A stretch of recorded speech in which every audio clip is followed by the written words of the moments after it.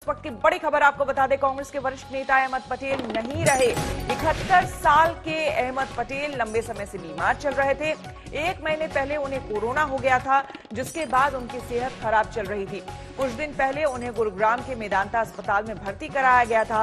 अहमद पटेल के बेटे फैसल पटेल ने ट्वीट कर ये जानकारी दी और लोगों से अपील की कि कोरोना प्रोटोकॉल का पालन करें, सोशल डिस्टेंसिंग रखें और भीड़ जमा ना करें। अहमद पटेल 3 बार लोकसभा सांसद और 4 बार राज्यसभा सांसद रह चुके हैं। 2001 में सोनिया गांधी के राजनीतिक सलाहकार के तौर पर काम कर रहे थे। तमाम बड़े नेताओं ने अहमद पटेल के निधन पर शोक जताया है।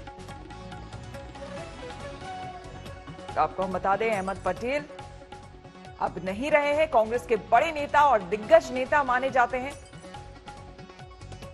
कोरोना उन्हें हो गया था और 1 महीने से लगभग वो बीमार चल रहे थे।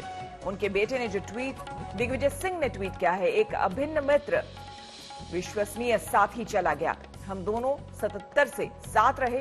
कांग्रेसियों के लिए वो हर राजनीतिक मर्ज की दवा थे।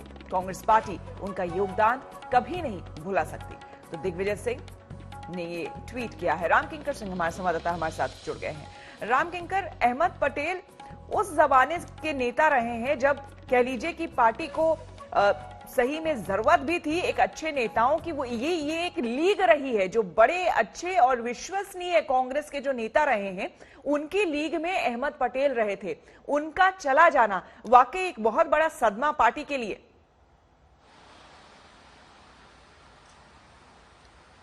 बिल्कुल श्वेता, और जिस तरह से दिग्विजय सिंह ने ट्वीट किया है उसमें साफ तौर पर उन्होंने एक सेंटेंस कहा है कोई कितना भी असंतुष्ट हो, अगर वो आता था और अहमद पटेल से मिल लेता था तो वो संतुष्ट होकर बाहर जाता था। बड़े ही मृदुभाषी थे और कड़वा से कड़वा चीज, कड़वा से कड़वा शब्द वो बहुत मीठे तरह से बोलते थे। और यही वजह है कि उनकी सबसे बड़ी और सबसे खास पसंद जो है पूरे कांग्रेस में सोनिया गांधी उन्हें बहुत मानती थी और साफ तौर पर एक राजनीतिक सिपह सालार के तौर पर वो रहे। लेकिन अंतिम वक्त में अस्पताल में उनकी मौत हो गई और शाह फैसल ने बाकायदा ट्वीट करके बताया कि 25 नवंबर को 3:30 बजे ये पूरा जो वाकया है वो हुआ।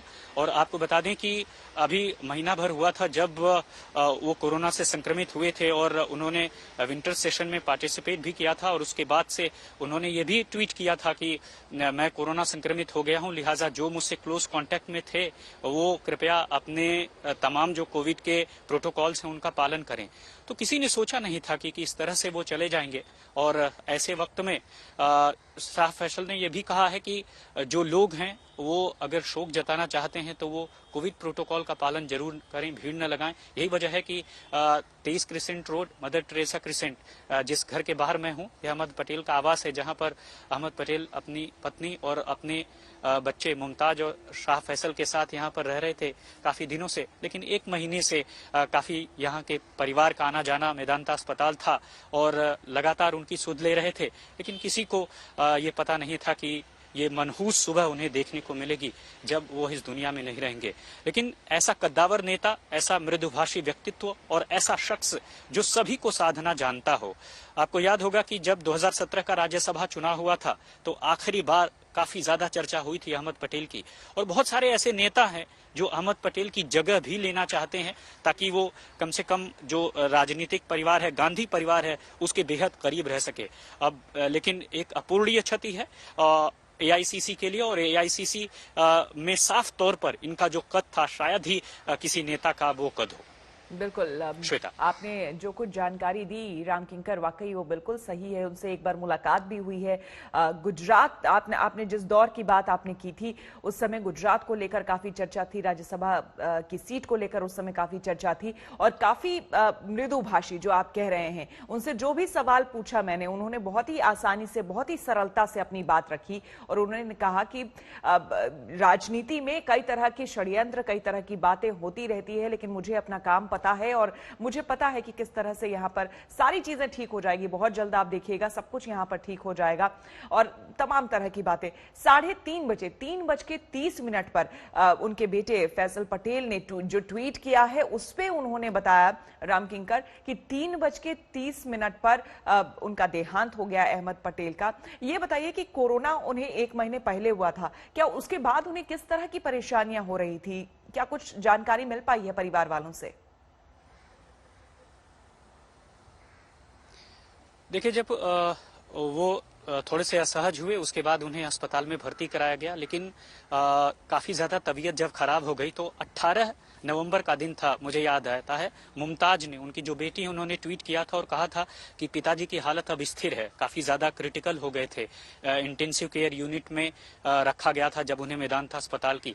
उसके बाद से हालत स्थिर रही, लेकिन पिछले 1 हफ्ते में उनकी स्थिति लगातार गिरती रही और जैसा शाह फैसल ने अपने ट्वीट में भी कहा है कि जो मल्टी ऑर्गन फेल्योर है, यानी कई अंग जो है उन्होंने एक साथ काम करना बंद कर दिया और यही जो वजह है वो मौत की मानी जा रही है कि इसी वजह से उनकी मौत हो गई और वो इस दुनिया में नहीं रहे। लेकिन खास बात यही है कि कोरोना का जो प्रोटोकॉल है, अब उस प्रोटोकॉल के तहत उनका शव यहाँ इस घर में लाया जाएगा या नहीं, ये देखने वाली बात होगी। लेकिन साफ तौर पर ट्वीट के जरिए उनके बेटे ने कहा है कि जो लोग शोक जताना चाहते हैं वो ज्यादा भीड़ भाड़ न लगाएं। तो देखा जा सकता है कि वो ऐसे वक्त में गए हैं जब कोई उनका जो शोक है वो ठीक से नहीं कर सकता, क्योंकि उसमें कोविड है। जाहिर तौर पर सावधानियां भी रखनी होगी, क्योंकि जिस तरह से संक्रमण दिल्ली और एनसीआर में फैल रहा है उसमें काफी ज्यादा सावधानी और एहतियात बरतने की जरूरत है। बिल्कुल राम किंकर, इस वक्त आप उनके घर के बाहर ही मौजूद हैं, जानना चाहेंगे कि परिवार के अभी कौन कौन से सदस्य घर में मौजूद हैं?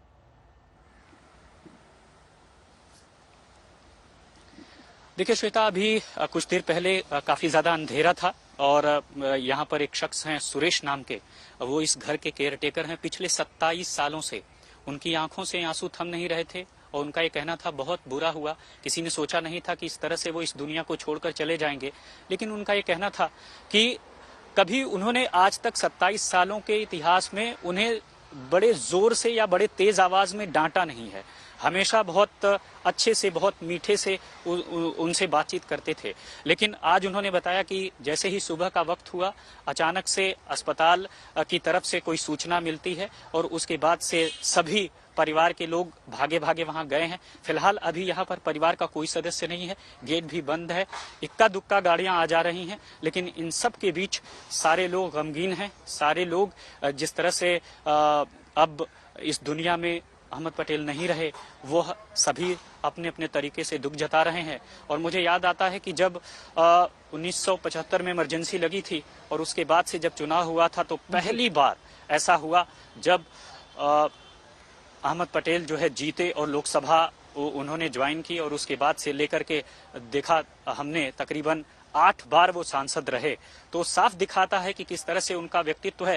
लेकिन 27 सालों से यहाँ काम कर रहे केयर टेकर सुरेश ने एक बात कही और वो बात मुझे भी बहुत साल रही है। उसने ये कहा कि अहमद पटेल बार बार कह रहे थे कि उन्हें अपने जन्मभूमि में ही अंतिम सांस लेनी है, लेकिन कोरोना का काल है, ऐसे में बिल्कुल आपके पास हम आएंगे और जानकारी लेंगे। बेहद दुखद लम्हा है और घड़ी है ये, और कांग्रेस के लिए खास करके बहुत बड़ी अपूर्णीय क्षति है।